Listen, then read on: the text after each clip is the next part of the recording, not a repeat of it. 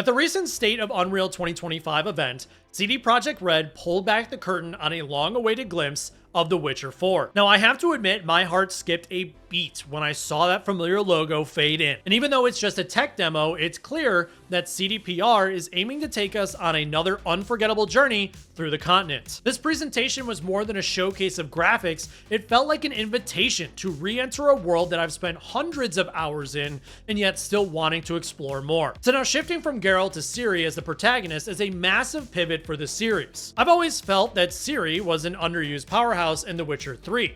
Her story was compelling but felt unfinished, and in this demo, seeing her front and center in Kovir instantly made me lean forward to know more. And now this isn't just fan service, it's a chance to flesh out a character who's long deserved the spotlight. And personally, I'm curious to see how they'll handle her identity as both a warrior and someone constantly grappling with her Elder Blood heritage. Will this game delve into her internal conflicts as much as her external ones? And that tension between duty and destiny, between what she wants and what the world expects of her, has always been the most fascinating part of her story. And if CDPR nails that balance, it could elevate The Witcher 4 beyond even its predecessors. Yes, you heard that correct. So now let's talk about the visuals for a moment, because obviously it was a huge trailer that was really just a graphical demo, and my jaw instantly dropped to the floor when I saw the first shots of Kovir. The nanite foliage, every leaf, every pine needle almost looked real. And there's something magical about seeing the world of The Witcher rendered with such fidelity.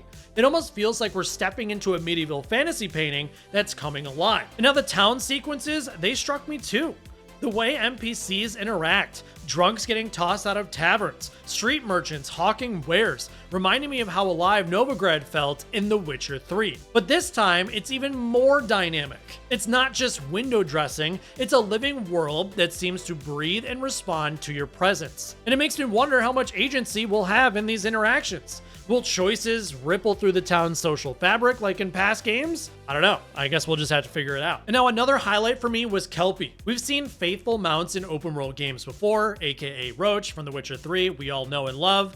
But Kelpie's animations and muscle detail blew me away. I know it's weird to say that, but it was really cool to see the detail. And as someone who's always found the bond between a character and their steed to be one of the most touching parts of RPGs, I'm excited to see this one expand as well. Now the tech demo mentioned that multi-character motion matching was used, so Ciri and Kelpie feel perfectly in sync. Now that's more than just a visual flourish, it shows how deeply CDPR is thinking about immersion. I love that they're focusing not on just flashy combat, but also on those quieter moments.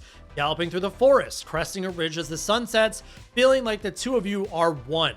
I'm excited to see how they expand upon that in future trailers and more gameplay that we do see coming up, in the next couple of years is my assumption. But now let's shift gears and talk a little bit about the combat, because let's be honest, I've always found Ciri's combat style in The Witcher 3 to be some of the most exhilarating in the series. I'm not gonna lie. So seeing her front and center with new moves and the rumored chained weapon got my blood pumping. I couldn't help but grin when I saw the footage of Ciri chaining attacks in the demo. It's a fresh evolution of the series' combat, one that feels more dynamic and kinetic. And it's fitting too. Ciri is a different beast from Geralt. She's a force of nature, not a methodical swordsman. And so I hope the actual game really leans into that and show us the difference between the combat styles. And now in terms of the Atmosphere of Kovir, with its blend of political intrigue and rugged wilderness, has always been a region I've wanted to see more of. In the demo, the forest felt almost enchanted, dense, mysterious, and alive. And as someone who's always loved wandering the wilds in the Witcher games,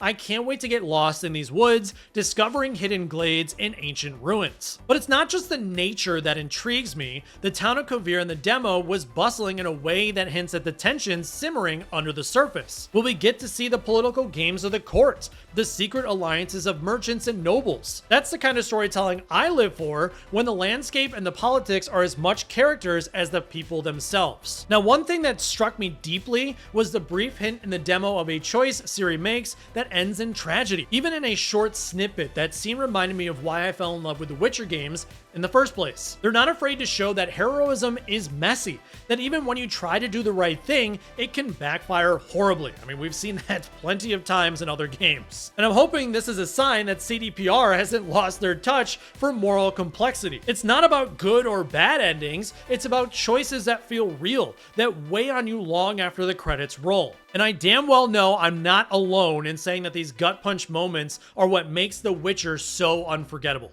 Now, since the demo dropped, I've been glued to forums and Reddit threads soaking up the buzz. Because, I mean, let's be real, since we saw the gameplay trailer of The Witcher 4, I'm sure that everybody just wants it now. And it's clear I'm not the only one feeling a mix of excitement and also cautious optimism. There's so much potential here. The chance to tell Ciri's story on her terms, to push the envelope of open world design, and to make a game that feels both classic and new. But of course, there are also valid concerns. Some fans worry that shifting to a new protagonist means losing some of the grizzled charm that Geralt brought. And others are wary after the Cyberpunk 2077's rocky launch. And I mean, let's be real, everybody should feel that way. And now I was there on launch day for Cyberpunk and it stung.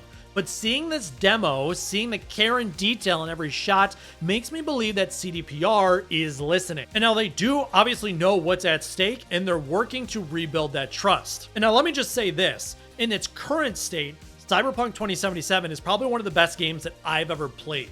Just the depth of the story, the graphics, everything, and now that it's fluidly running and no bugs and no issues, like, Cyberpunk is great. So hopefully they don't have a rocky launch like that game with The Witcher 4 and it just comes out of the gates just gung-ho. And now to bring things back, of course, we're still years away from The Witcher 4's full release. CDPR has said not to expect it before 2027. Now, of course, that's a long time to wait, but after seeing this demo, I'm content to be patient. If it means getting a game that lives up to the promise of these 9 minutes, with dense forests, bustling towns, moral dilemmas, I'll happily wait. And for now, all we can do is speculate, dream, and keep the fires of anticipation burning.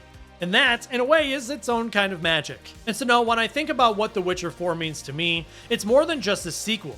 It's a chance to revisit a world that has meant so much to so many of us. It's a chance to stand in Ciri's boots and forge a new path through the continent's tangled web of monsters, politics, and fate. And now seeing the demo, I feel both nostalgic and thrilled for what's next. It's a reminder of why we play these games, to lose ourselves in other worlds, to find meaning in the choices we make, and to see what kind of stories emerge when we dare to step off the path. And if this demo is any indication, The Witcher 4 is poised to be one hell of a story. So my overall questions are, what do you think of The Witcher 4 so far? I mean, are you excited, first of all, that we're getting a 4th game finally? And also, what do you think about Ciri being the main protagonist? And then lastly, of course, what did you think about the demo that we saw? It was absolutely gorgeous, and I'm curious to hear what your guys' thoughts are too. So make sure to leave them in the comments down below. Now, if you guys did enjoy this video, make sure to leave a thumbs up, hit that subscribe button if you're new, as I will continue to share gaming videos just like this one.